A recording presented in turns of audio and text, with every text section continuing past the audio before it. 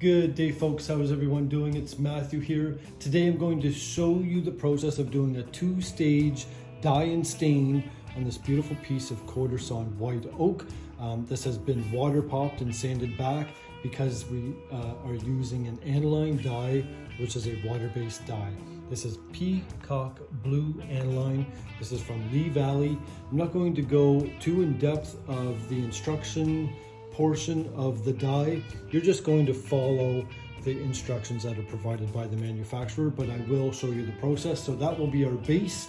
And then we're going to proceed and do a oil-based stain on top of that using Mr. Cornwall's Creative Colors Ultramarine Blue, Super Duper Oil, and a little bit of solvent in there. So I'm just going to get the phone set up and show you the process, and let's check out what we can do with this quarter-sawn white oak and a blue dye and stain.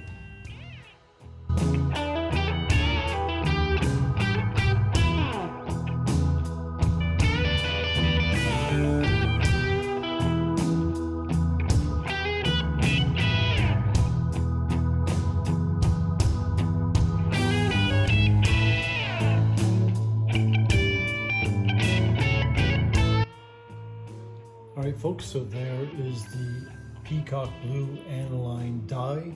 So I'm going to let that dry for 12 hours and then we'll come and do our top coat of the Ultramarine Blue. So I'm going to mix up a ratio of 1 part oil to 1 part blue to 2 parts Safer Solvent.